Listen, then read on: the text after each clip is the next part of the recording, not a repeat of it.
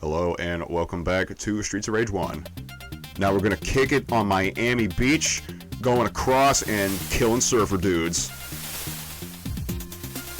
But this water effect looks pretty bad, honestly. I think one of the things that's not showing up here is the fact that there's supposed to be another layer that's actually somewhat translucent. You can clearly see the budget that they had between 1991 and 1992, given the line of credit that would be giving to an unestablished private contractor. You see, the people who made Streets of Rage had to really kick out the jams in order to prove they were about that sass, in order to get that sweet dollars that made Streets of Rage 2 such a much better animated and way more fun to play game. So that candy bar that's on the beach, are you actually able to pick that up? That's litter. That's just litter. Although many players have tried to eat that candy bar. All right. So the whip girls, what are their major weakness? That is Electra. Electra is really weak on the Z. You should try to throw her as often as possible. In order to throw enemies, you need only get off of their Z by going up or down on the screen. It confuses the AI for a second because they want to attack you by beating you up on your Z and using their X attacks. And then all you do is just pick them up either from in front or behind and throw them. You can even punch them a few times and then throw them. That's it. That probably seems to be one of the better tactics that I could see with Axel specifically. Go into a punch, then immediately from there goes into a throw. Oh yeah, absolutely. It's a good finisher too. Problem about Streets of Rage 1 is that it's hard to time your finishers in a game where you can't see your enemy's health bar. Right.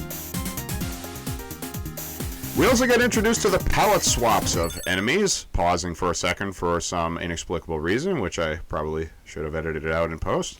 But it also allows me a time to explain that now we are running into palette swaps of enemies.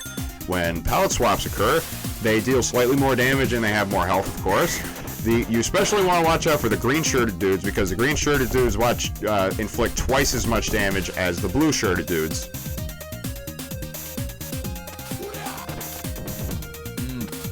Smoke bomb. Don't smoke, kids. Smoking's bad. It makes you cough. It makes you unable to move for 3 seconds.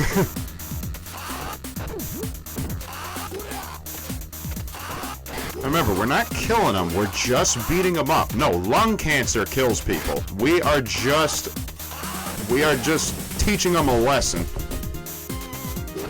Through physical violence. Sometimes violence is the only way. I mean, goddamn, they already took control of the government. Like, we have tried to do this peaceably. Ow, ow. Ow, ow. Ow. And please observe that while Adam got his ass kicked for a second, that is why Adam is in the easy mode playthrough of this game, the default difficulty, not the hardest difficulty. In hardest mode, you would much rather use Blaze because Blaze moves faster. Adam moves like he had just blown a tire on his Acura. Hold it. This is 91, right? Okay, fine. On his Dodge. It was a sweet Dodge too, with rims. I don't think that Adam would actually have a Dodge Shadow though.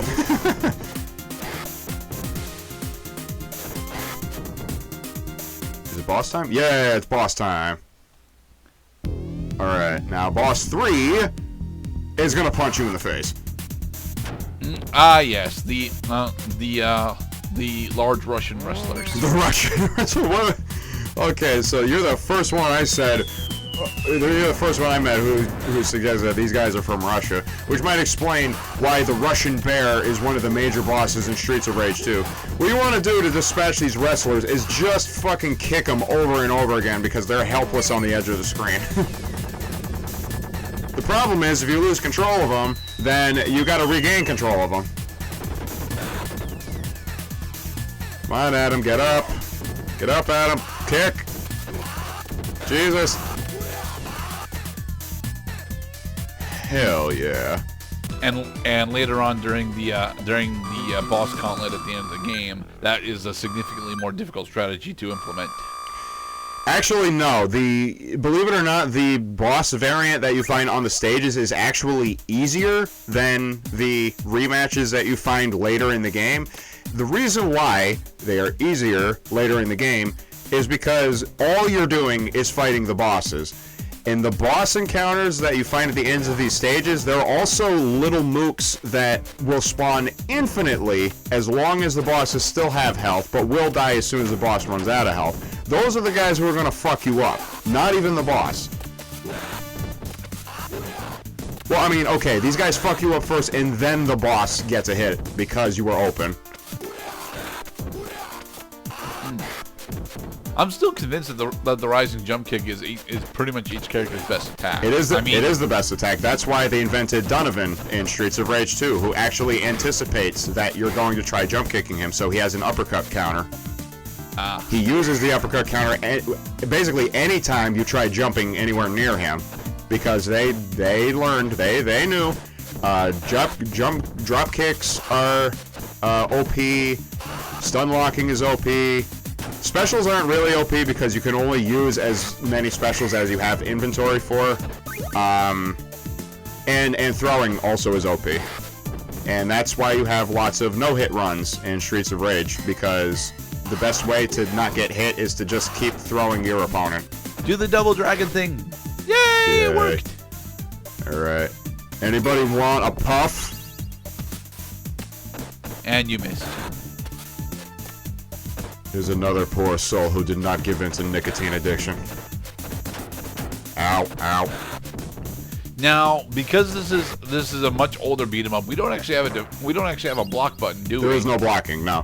The only way to there are a couple ways you can get away with. Okay, so again, I have to bring up the Fist of Doom. The Fist of Doom is nigh on unblockable, as if you are not anticipating it. You see, Adam. That's why you don't stand on the edge of the screen, and I'm glad you're demonstrating my point. The Fist of Doom will only hit you if you're at the edge of the screen. That's why you should get in the habit of being in the center of the screen in a game where the Fist of Doom is going to be a nuisance throughout the entire game. So, the purple palette, is that actually an upgrade, or is it still the same amount of health as the yellow palette had? Purple jacket has more health. Okay. I'm pretty sure it's just more health and maybe I'd like to think more throwing damage, but only a little bit more throwing damage.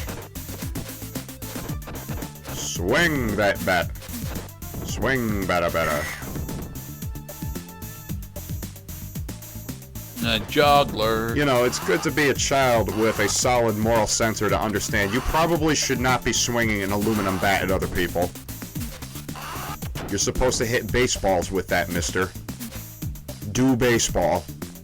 Do it. I don't like baseball, though. I much prefer tennis and soccer. Oh, I never took you for a tennis player, Mr. Gurdett. No, not tennis, badminton. My bad. Oh, badminton. Oh, I love badminton. Badminton, that's a game where you gotta use the shuttlecock. Thank you for the light. Yay! Here we go. So the time limit up top is the time limit on each particular segment, as opposed to the whole stage. That is correct. You will see your timer get reset every time you clear the stage. The faster you... I believe that it only refills you in increments of 10 seconds, starting from the nearest tens place. That is when you advance to the next stage. So if you had 31 seconds left, you start the next timer with 40 seconds. If you had 21 seconds left, then you get 30 seconds or something like that. So, I could just be wrong, and the game could be flawed in that it really only matters how much time you had left after you beat the boss, because the boss always gives you the same amount of time to complete it. Something like that. Watch out for that slide kick, by the way. You should learn and respect the slide kick, because it will haunt you for your entire run of the classic Streets of Rage trilogy. Yeah, you get a full timer reset once the segment's over. It could also be that that it's on easy mode and they're fully refilling our timer. We are shimmying very slowly across the screen because, again, Fist of Doom. Exactly. See, Adam, you let your guard down you let your guard down.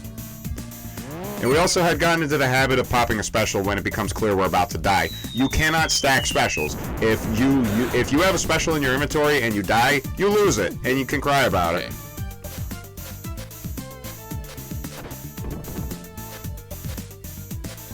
Now, what is the trigger for throwing the knife as opposed to just stabbing with it? I can't remember. I think it depends on how much health the knife has, or how many attacks you've done with it. It's a lot clearer in Streets of Rage 3 when they actually start giving the hold items their own individual health bars, so you know how many more uses they have. Okay. So what is Blaze's special? Because Axel's is the grenade storm, or rather Adam's is the grenade storm, and Axel's... No. Adam's is the firebomb, and Axel's is the grenade storm. So what is Blaze's special? So there's minigun fire, there's mortar, and there's also mortar fire / RPG fire. I think a mortar is technically an RPG, a rocket-propelled grenade. But all they're doing is just calling the dude in. All right, get into places, boys. All right, this boss sucks. I remember this boss. This will probably cause your first death, and it did. We both died at the same time. So Fat Boy is really tough at the end of stage 4 because he's got another mook in the arena who can interrupt you from stun locking him. Ideally, you want both players on both sides of the screen at the top where the Fat Boys emerge in the first place. Stun lock them for as long as possible. The second you get hit by a mook, you should either pop a special or try to escape. But as soon as you lose these guys, then they start fucking doing their circus flame breathing shit all over the goddamn place. They're really fast and they're really high damage dealing.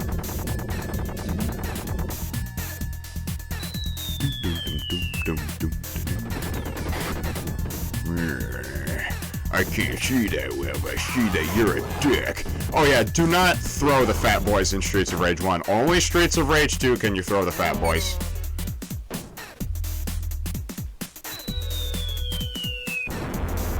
Alright, this should kill one of them. No, I kill both of them. them. Okay, they're both Specials deal about half health bar boss damage. And in the next part, after talking at length about the finer game mechanics, we are going to start proper and putting those skills to the test. In round 5.